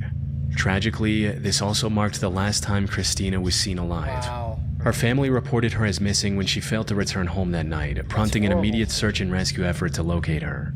And after 2 days of searching, Christina's body was discovered face down in the woods near Monroeville with a bullet wound to the back of her head. After further investigation, authorities also found her car, which was somehow back in Pitcairn. Fortunately, this discovery allowed investigators to recover the dashcam footage, as well as dust from the passenger's fingerprints. Combined with the information from Uber about who booked the ride, these clues led investigators to identify and arrest the suspect 5 days later on February 17th. This turned out to be a 25-year-old man named Calvin Crew. Calvin denied the allegations and refused to talk about his motives. But the records from Christina's phone showed that he tried to access her banking apps multiple times after he'd already shot her in the head. Put simply, this was a robbery gone horribly wrong. He stood in front of a jury in February 2025 and was sentenced to life in prison without the possibility of parole for this cold-hearted crime. That's just, I have no commentary to that. That's horrible. That's just horrible. On the 17th of March 2014, 52-year-old John Williams picked up an Uber passenger at around midnight from a sketchy area in Chicago. However, what should have been an ordinary ride like any other turned into something that'll likely stick with him for the rest of his life. It began almost the moment the passenger got into the car, as she made a bizarre statement that left John confused. But before he had the chance to fully process what was going on, things escalated. I mean, did you see, like, just his, just the expression on his face? He's already kind of scared of this passenger just by his facial expressions. Yeah, I mean, look at his eyes. He's so scared right now. He's like, oh, should I do this? Should I do this ride? Diamond. Yeah. Go, go, go. You finna shoot up the car. Shoot up the car. Yeah, go. What the? What is that? What the is that? You know, the first thing I would say is, why'd you put me in this situation? This is a horrible situation, lady. Wow. What was that? He just shot at the car. For what? Let me call the police. Man, this. Let me call the police, Cuddy. As soon as John started driving, someone actually opened fire and shot at the car. John stepped on the gas and didn't ease up, running. Yeah, I mean, this Uber driver doesn't get paid enough to deal with situations like this. This is horrific, unnecessary, and I would definitely, yeah, that would be, I guess, a lawsuit against Uber. I don't know, who would you target? A stop sign and hitting multiple speed bumps. The shooter turned out to be the ex-boyfriend of the girl John had picked up. He was even briefly caught on the dash cam, seen running after John's car as it drove away. Fortunately, the shots missed the vehicle and both John and the passenger were completely unharmed, at least physically. According to an interview he did later, this incident left John completely traumatized, as he'd never experienced anything this terrifying in his over 12,000 Uber rides. After the and not only, oh, hold up, here we go. The footage was featured in the news and it started gaining more attention, people came together and raised nearly $800 to help John pay for psychological counseling. That's it? You should give him more than that. Because, dude, that's trauma galore. On the night of September 15th, 2000, I would have asked that lady, if you don't give me a $500 tip, we're going to have some problems, lady. 2018, an Uber driver was completing a ride in Long Island, New York, when, out of nowhere, he was intercepted by another car driving dangerously close and trying to cut him off. So I'm going to the right? No, go through this light. Go through straight. Straight. Yeah. Okay. Now what do I do? Go to the top of the hill and you'll see a light. We'll make a right. Okay. Whoa. What's going on there? Doing? Oh my goodness. That was weird. That was a little weird. The other driver then pulled ahead of the Uber and blocked the road with his car. He then jumped out, approached the Uber, and started banging on the car's window. What's that? You blew the right leg. Get the out of the car right now. Just go. Just go. Go around. Go around here. Oh my God, this is crazy. This was an extremely dangerous situation. The other driver was angry and could have potentially had a weapon on him as well. One wrong move, and all three people in the Uber could have easily lost their lives to what looked like either road rage or an attempted robbery. Fortunately, Well, at least the guy didn't have a machete on him, huh? Uber driver made the right decision and kept his car locked. But when he tried to leave without getting into a fight, the other driver got back into his car and started chasing them. 911. Tell them we're being chased. Hi, I'm in an Uber car and we're being chased by another car who was threatening the driver. And we're on Vernon Valley. And he's pursuing us right now. He's pursuing us right now. He's chasing us in a car, in a white car. They were also approaching a red light, which made them panic even more, fearing that stopping would give the other driver a chance to get out and threaten them again. Coming up to a light. Now we're coming up to a light. I'm scared because we're gonna have to go through. As if he was holding a potato peeler. How No Name commented earlier what he commented on. We're gonna have to go through it because this guy is he jumped out of the car. We're in a Tesla. But then something incredibly lucky happened that none of them saw coming. Not only did the light turn green as soon as they approached it, they also found a cop car that was already patrolling the area. No, we have the passenger. There's a gentleman who stopped us and tried to have a fight with me, and he started pursuing us.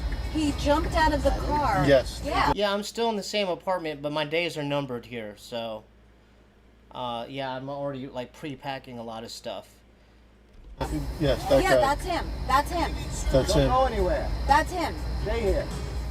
The cop managed to pull him over, allowing the Uber to drive away safely. And according to the video's description on YouTube, the driver was later arrested for driving while intoxicated. It's still unclear what the driver's intentions were or what would have happened if the police car hadn't been there when it was. He was faded. He was super drunk. On the 22nd of March 2020, an Uber driver picked up his passenger in Washington, D.C. and was looking for the right time to merge into traffic when a random man suddenly opened the front passenger door and got into the car. Good day, Ben. Okay.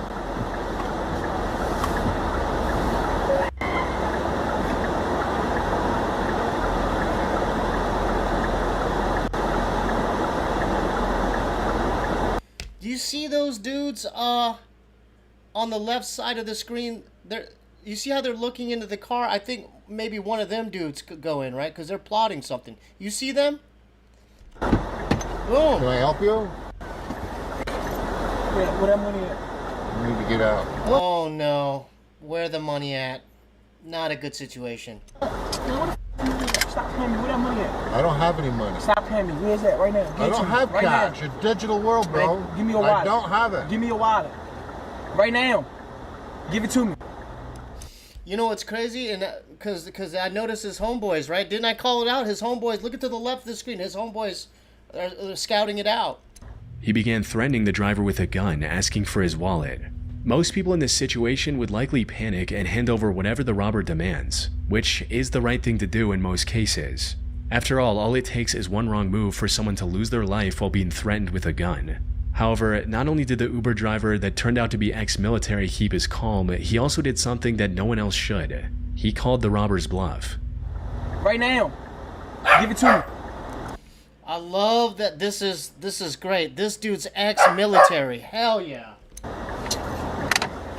Bro, stop. You gonna shoot me? Give me that wallet. Get the f out of here. You don't want to get shot. Come on, Give me man. that wallet, bro. No. Bro, stop playing me before I hit you right here. Give me that wallet,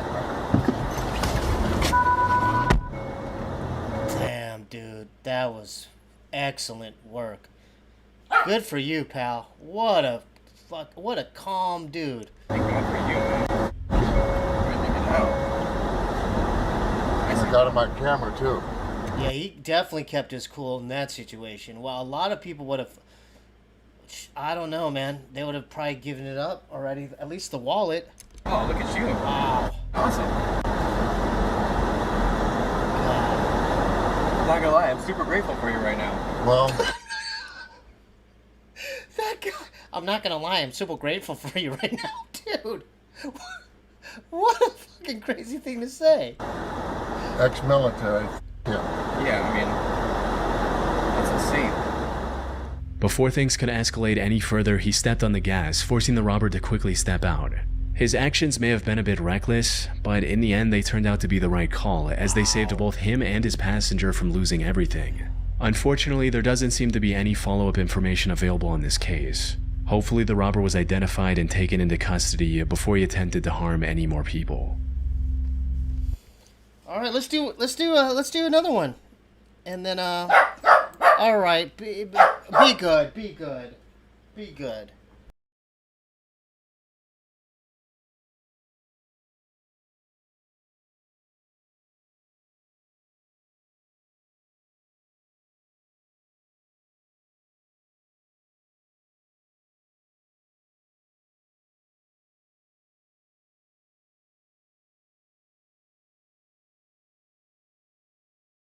Daniel O'Neill is a YouTuber from the UK with a channel called English. These are forced encounters. We'll end it with forced encounters, all right? Thanks for being here. Like the stream. I'll be back on Sunday, huh? Woodsman, where he's been uploading videos of his wild camping, stealth camping, and woodland camping trips in the UK for almost 10 years. Most of the channel's videos feature Daniel reviewing camping gear for his viewers and I don't know where my next home is. That's why I'm kind of having... Yeah, I'm kind of going through it right now. Showing footage of his adventure. Should I go to my brothers and be like, hey, dude, I got my sleeping bag. Hey, Bob, can I move into the Tiger Belly room?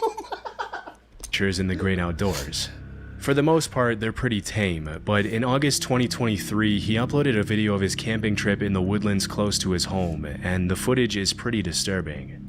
The first part of the video pretty much just shows Daniel walking through the woods and talking to his subscribers, eating berries, and pointing out the sights on the way to the campsite. At several points along the way, he pauses to mention the footprints and garbage he sees lying on the trail, indicating other people had been there in the last few days. Someone's been here. There's a lot of rubbish around here. I'm just saying, anytime you go camping or into the forest, at least bring a friend. That's all I'm saying. I mean, I'm not against, I like going camping, but at least bring a friend. Yeah, look at the state of this. It does get used, doesn't it?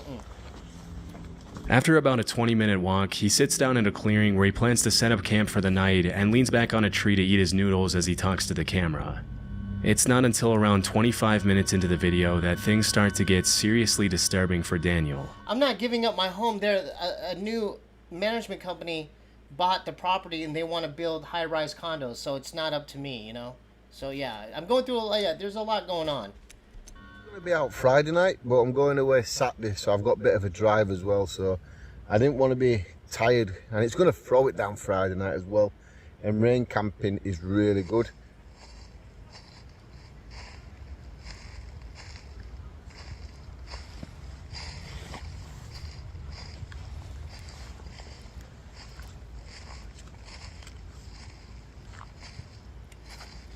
Hey, no name, this guy don't even have a potato peeler. He's all by himself in the forest with these weird people around him. He doesn't have any kind of protection.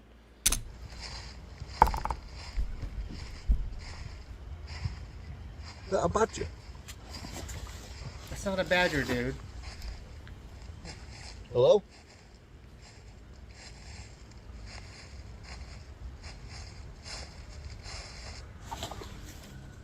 Even though some pretty human-like footsteps could be heard right behind Daniel, as soon as he turns around to scan his environment, there's nobody in sight. What's most disturbing is that as soon as he turned around and yelled hello, the footsteps immediately stopped. Yeah, you gotta at least have your John J. Rambo survival knife. At least, right? For the next few minutes, he sits down and tries to regain his composure as he sips his coffee and eats his noodles, but things only continue to get even more creepy as the sun begins to set. Someone mentioned Blair Witch. That movie terrified me when I saw that in the movie theater. Yeah, that was a terrifying movie. I mean, now it kind of lost its influence, but when I was watching that, it felt so real. Watch the original Blair Witch Project. It's scary.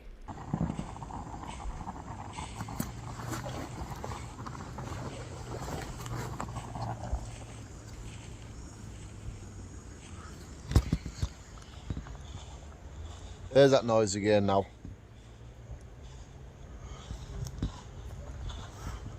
Hello?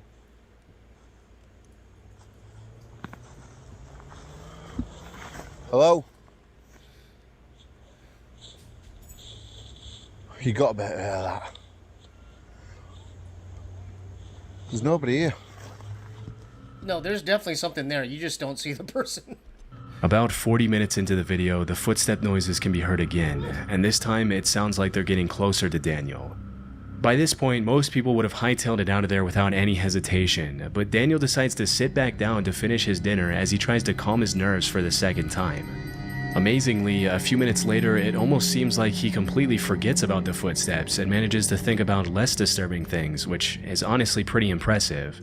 But as darkness sets in... Oh my, what a dum-dum. Dude, you're gonna camp out there after hearing those footsteps? What's wrong with you, man? The eerie footsteps start up again. I'm going to be honest.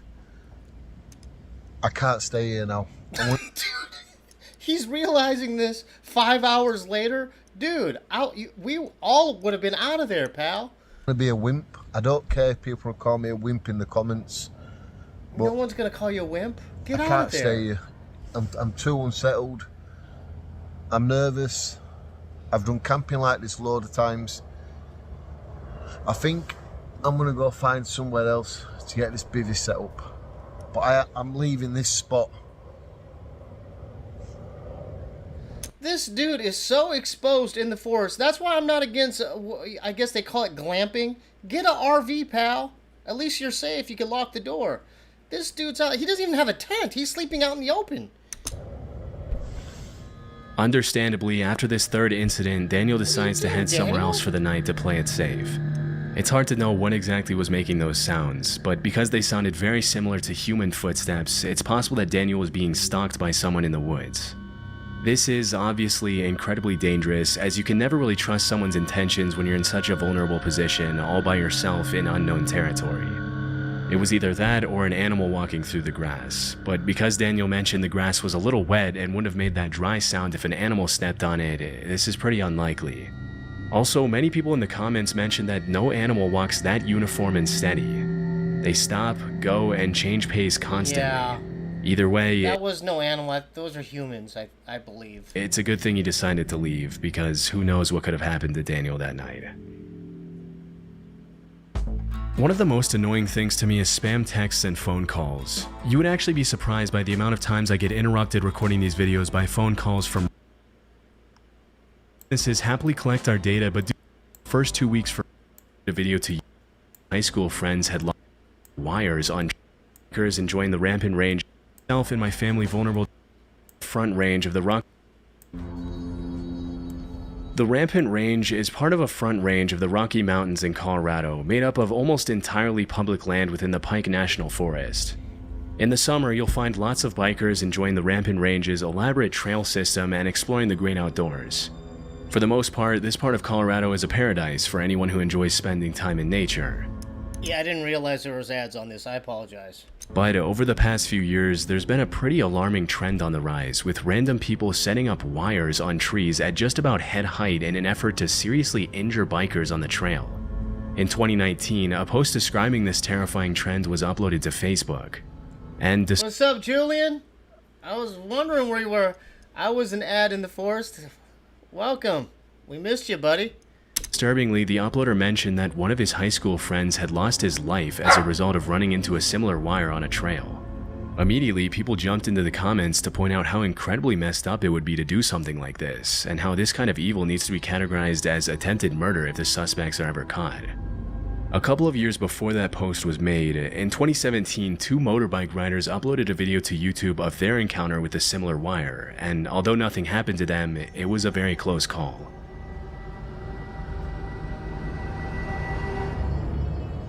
See, that's such a cruel idea to do out there. Like, why would you even think about doing that?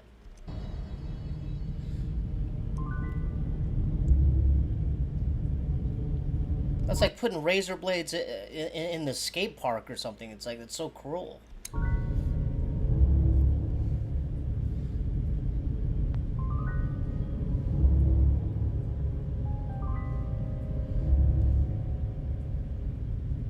When these wires are set up off-trail, it can be hard to tell whether they were placed there out of malice or if a random camper or farmer placed the wires there to hang up clothes or something similar. But no, it's not to hang up clothes. They could have done. Why would you do it in the middle of that road? They would have hung it up on the side somewhere. In cases like these where the wires are specifically placed on the trail, there's really only one reason people would do that, and that's to bring serious harm to bikers for some reason. Possibly they're annoyed with the constant loud sound of the bikes near their property or something else. But hopefully more measures can be taken in the future to prevent more people from getting hurt, especially because it's not uncommon to hear about motorbikers and snowmobilers losing their lives over this kind of stuff. Jeez. This audio was uploaded to YouTube by a user named ForestFire21. He recorded it around 2 a.m. in December 2014. The uploader lives in a forest, and he mentioned that the noises in the audio were coming from deep in the woods behind his house.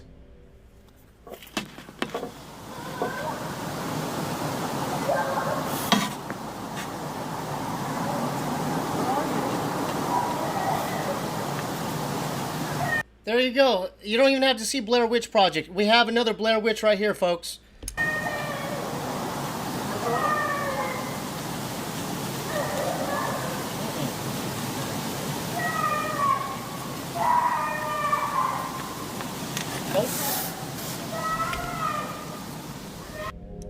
It's hard to make out what the child is yelling, but after listening closely, several users jumped in the comments to point out that you can also hear an adult voice yelling, "Where are you?" In addition to the young female voice making most of the noise, this quieter, more subtle male voice that can also be heard in the audio only makes the whole incident that much more disturbing. And why would you investigate that by yourself in the dark in the forest like that? Even though it's near your backyard, bring a friend next time, please.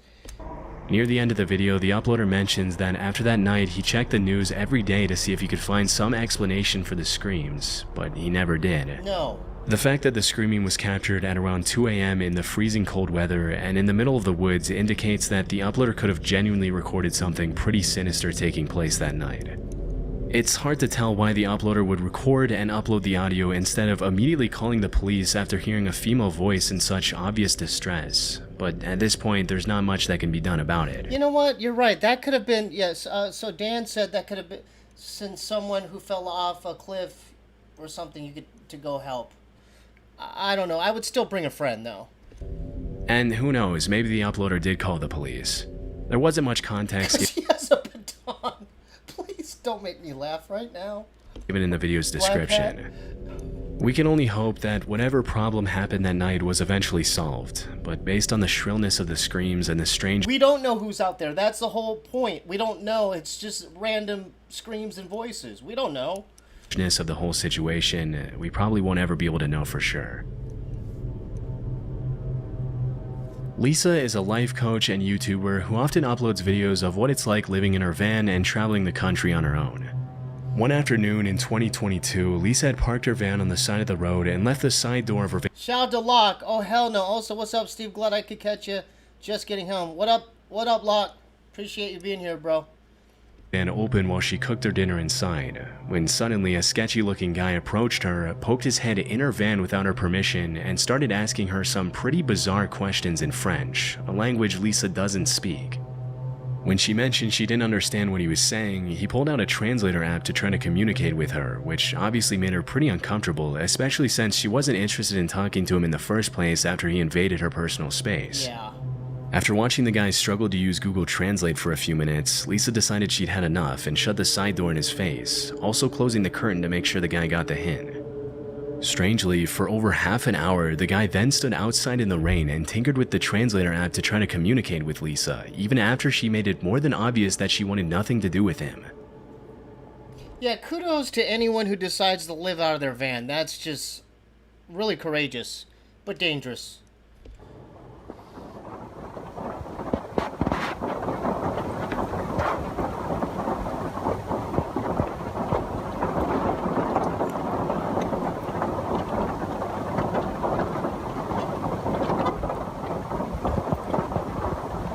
He just moved even closer. So Yeah, where's your baton or your machete, lady? What's up to Julian? Is that a van? Is that French toast? We. I can't move out so that I can't go forward.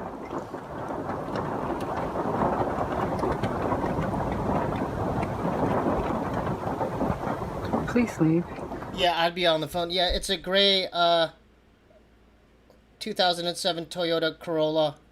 Please leave, you sketchy person. Please leave.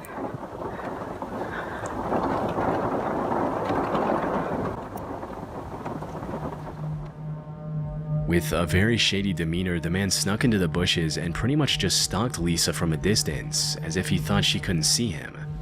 As the sun began to set, Lisa kept an eye on the guy outside to make sure he didn't try to get close to her again, but the man just kept on bringing his car closer to her van and blocking her exit in different ways from— That's not a bad idea. Bear mace, baton, potato peeler, machetes. Shout out to Julian again. Does this van have games? You selling ice cream? more than half an hour. This guy is really starting to freak me out. It's been like a half an hour and he just keeps on moving his vehicle so he can see in my van here. And anyways, it's 7 o'clock, 7 p.m. Fortunately, just as darkness had begun to set in, a family in an RV pulled up right behind Lisa and spent the night in the same parking lot as her, which comforted her enough to stay there the entire evening. Julian again coming in hot. Lisa, is stalking him. Let him pee, Lisa. Jeez Louise, Julian. Disturbingly, the guy left soon after the other family arrived, but came back about 3 hours later in the dead of night to check if Lisa was still there. When he saw the other family in the RV was also still in the parking lot, he left and didn't come back. The next morning, Lisa left early and never saw the guy again. If it was another person, male or female, wouldn't you ask the guy, hey, can I help you with something? Like, are you looking for someone? What's your deal? You know? It's hard to tell what the guy's exact intentions were, but based on his overall sketchy demeanor and questionable behavior, they couldn't have been anything good. The one thing we can be sure about is that it's a good thing the other family in the RV arrived at the parking lot when they did.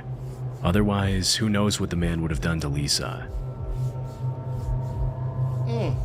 In May 2014, an Imager user uploaded a blog post where he talked about the time he went to visit a friend in northern Germany. According to the uploader, his friend told Happy birthday to Blim. Hell yes. Happy birthday, Blim. him about these pipes that he had found in the woods near his house that stuck up out of the ground like periscopes. Apparently, his friend and his siblings played near the pipes as kids and knew that there were bunkers hidden below that's a them, makeshift but bunker the parents right there. never allowed them to get near them out of concern for their safety. During the visit narrated in the blog post, Julian coming in hot again. Lisa kind of looks like a camping Karen. Take it easy. Be nice there, Julian. Be nice. so the uploader and his friend decided to check out the pipes and finally go down into the bunkers that they never had permission to explore when they were younger, and they found some pretty disturbing stuff. A few hundred feet away from the trees, they found the entrance to the bunker covered with a loosely placed piece of wood that they easily removed with a crowbar. Once inside, all they could see were these long, seemingly endless, hospital-like hallways that extended for thousands of feet under the woods. As they ventured further and further into the maze of tunnels, they found graffiti on some of the walls, indicating they weren't the first people to get the idea to explore the underground bunkers. To the explorers' horror, one of the walls deep inside the tunnels had the word, Hey, if my brother doesn't take me into his house, that's my future home, folks. Steebie's doing content in an underground bunker near the forest. I'm just saying. "Help" in German graffitied all over it. It's possible that it was just sprayed so on there by someone already another group said of Steebee, teens dude. trying to be. That might be me. Yeah, I might be. Hey guys, I'm in my van. I'm in Tulsa, Oklahoma. Guys, I'm gonna, check out this barbecue place. Funny, but the eerie nature of the bunker, coupled with the general state of disarray, really makes you wonder if something more sinister took place down there at some point, possibly even written by German soldiers in the later parts of World War II. As they traveled deeper into the bunker, they found some more disturbing graffiti, with one of the eeriest messages reading, "Hello Satan, I love you." Obviously, that's not the kind of message you want to see in a tunnel system like this, but the two friends decided to keep on exploring anyway. After several hours down in the bunker, they ended up finding tons of more twisting, winding hallways, flooded rooms with old machines, and dark, narrow corridors that reached dead ends, but nothing more disturbing than the graffiti they had found a few hours earlier. The explorers managed to make it out of there safely and didn't go back there again. In the summer of 2016, reports started surfacing that people were finding dangerous booby traps along a very well-known hiking trail in the High Mountain Park Preserve in Wayne, New Jersey. As per the police reports, the traps mostly consisted of boards with nails sticking out of them, barbed wire, broken bottles placed along the trails behind or near rocks or logs, and other treacherous materials. As more and more complaints started coming in, police warned people to keep an eye out for the traps and even organized cleanup efforts to keep hikers safe during their treks. What's most disturbing is that these traps were clearly placed there to hurt people, as there's really no other reason to put nails and barbed wire on the ground in the middle of such a popular hiking trail. I mean, who would think of doing something like that? That's just so evil to even think about doing that. The fact that someone would take the time to get out on the trail, build a booby trap in such detail, and place it there with the intention to do harm to other people and their pets is honestly pretty messed up. But it didn't take the cops too long to make an educated guess as to who was behind the whole thing. Although they never found the individual suspects responsible for placing the traps on the trail, the sheriff's department determined that the traps had probably something to do with the feud between hikers and bikers who had been fighting over use of the trail for decades. According to many nearby residents, because of the spikes to flatten the bike tires. Oh, I get it. Oh, Wow. It's common for bikers on the trail to speed past the hikers without ringing their bells or announcing their presence, which has led to several injuries and rising tensions between the two Yeah, we can do survival videos. Yeah. groups over the years. Still, it's hard to imagine that someone would take the issue to the point of trying to harm an entire group of people so maliciously with such brutal methods. Fortunately, no one was hurt as a result of the traps, but the suspects responsible were never found. All right, so that I got to get something to eat, folks. Thanks for tuning in. Definitely tune in on Sunday. I'll be live streaming then. Like I said before, if you haven't checked out the Ethel Kane vlog, check that out. I have a car wash, post office, Muragami udon vlog next week. And look out for Harlan Williams. He said he was going to come through next week. Look out for that. Love y'all. Oh, thanks. Shout out to Angie and Eric for moderating as well. And I'll see you in a few days. Love y'all.